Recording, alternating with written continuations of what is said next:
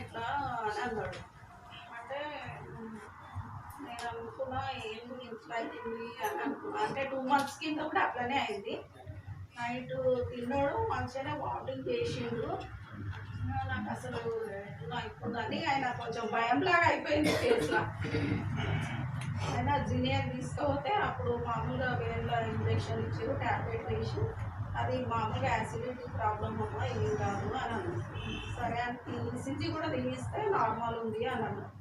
సరే మంచిగానే ఉంది కదా అనుకున్నాను.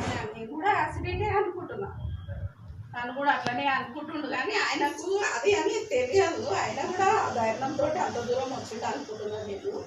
ఆయన యాసిడిటీ ప్రాబ్లం అనుకొని అంత ధైర్యానికి వచ్చిండు అనుకుంటున్నాను. అదని తెలిస్తే అక్కడనే భయం అవుతుంటేనేమో అని నాకు అసలు తర్వాత నేను ఆలోచించుకుంటాను. మేము అయితే నాకు ఇంటికి కూడా రాలేను, నేను హాస్పిటల్ దగ్గర రండి మీరు, బండి నువ్వు రండి అంటే సరే అని ముందే వెళ్ళి అక్కడ కూర్చున్నాం. ఇంకా ఫోన్ చేస్తూ ఉంటే నాకు ఫోన్ కూడా మాట్లాడడానికి అయితలేదు, మీరు ఫోన్లు చేయొద్దు అని అన్నాను. సరే అని చెప్పి అక్కడనే కూర్చున్నాము. ఒక 10 minutes తర్వాత వచ్చాము. దగ్గరనే డాక్టర్ ఎందుకో నుంచున్నాడు. ఆయన ఇట్లా అనుకుంటున్నా, అప్పటికే చెమటలు వచ్చేస్తున్నాయి, టీషర్ట్ అంతా అప్పటికే తడిచిపోయింది.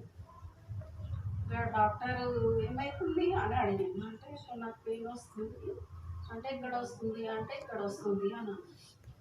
వెంటనే ఆయనే తీసుకెళ్ళి పెట్టుకొని పడుకోబెట్టి ఫస్ట్ ఈసీజీ తీయండి అని చెప్పిండు మనకి నర్స్ వాళ్ళు.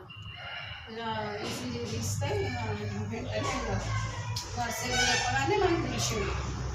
మీరు వెంటనే యశోదకు తీసుకెళ్ళాలమ్మా, ఆయన స్ట్రోక్ వచ్చింది అని చెప్పేసి అప్పటికి నాకు అసలు నేను అప్పటి వరకు కూడా ఆయనకి యాసిడిటీ ప్రాబ్లమే ఉండొచ్చు, లేదు తగ్గిపోతుంది అని ధైర్యంగానే ఉన్నాను. అది చెప్పగానే ఇక నాకు భయం వేసింది. అట్లా ఇంకా నాకు ఆ చేతిలో ఉండిపోతుంది, ఏం చేయాలో అర్థమవుతుంది అసలు. ఇంకా వాళ్ళు అప్పటికప్పుడు అంబులెన్స్ రెడీ చేయండి అని చెప్తానే ఉన్నాడు డాక్టర్. తొందరగా తీసుకెళ్ళండి అని చెప్పి ఒక ఇంజెక్షన్ ఇచ్చిండు, ట్యాబ్లెట్ 4 కింద ట్యాబ్లెట్ పెట్టి తీసుకెళ్ళండి అమ్మ తొందరగా అంటే నాకు అసలు ఎవరు లేరు, బండి ఒక్కడు. అత్తమ్మ వాళ్ళు వచ్చేదాకా వెయిట్ చేద్దామంటే కూడా డాక్టర్స్ అంటారు అంబులెన్స్ ఉంది కదా వెళ్ళిపోండి అమ్మ మీరు, ఏం కాదు అని అన్నారు. సరే అప్పటికి అంబులెన్స్ తీసుకొని వెళ్ళిపోయినాం. కానీ అక్కడ అన్ని టెస్టులు చేసారు వాళ్ళు, ఫస్ట్ స్కానింగ్ చేసారు, మళ్ళీ ఈసీజీ తీసారు, అన్నీ చేసారు. డాక్టర్ని అడిగి ఏమన్నా ప్రాబ్లమే ఉందమ్మా ఆయనకి అని చెప్పేసి. ఇంకా మీరు ఆయన దగ్గర ఏడవడం అట్లాంటివి ఏం చేయొద్దు, బయటకు వెళ్ళిపోండి అన్నారు. ఇంకా ఏం చేయాలి, సండే ఫోన్ చేసినాం, అందరికి ఫోన్ చేస్తూ ఉన్నాడు మనం. అప్పుడు మేము వెళ్ళేలోపు సండే వచ్చేసి ఇంకా డాక్టర్ రూమ్లోకి తీసుకెళ్ళి మాట్లాడినాడు.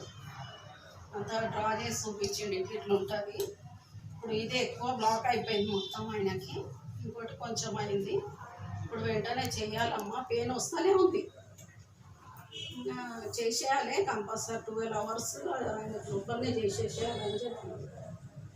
ఏం చేయాలి అర్థం అవుతలేదు. ఇంకా ఒక అబ్బాయి పాపం ఎవరో మాకు అసలు తెలియదు, ఆ అబ్బాయి అడుగుతూ ఉన్నాడు, ఆంటీ మీకు ఏమన్నా ఇన్సూరెన్స్ ఉందా ఏముంది అని అడుగుతున్నాడు. అంటే లేదమ్మా మాకు ఇన్సూరెన్స్ అటువంటి అయితే ఏం లేవు, ఈఎస్ఐ అవుతుంది అని చెప్తే ఈఎస్ఐ అంటే నడవదాంటి, మరి మీరు ఇట్లా ఆరోగ్యశ్రీ కార్డు లాంటివి ఏమైనా ఉన్నాయా అని అంటే ఉన్నది, కానీ పని చేస్తుందో లేదో తెలియదమ్మా, మాకు వైట్ కార్డు ఇప్పుడు లేదు అని చెప్పి తీసుకోలేదు, లేదు మరి అది పని చేస్తుందో లేదో తెలియదు.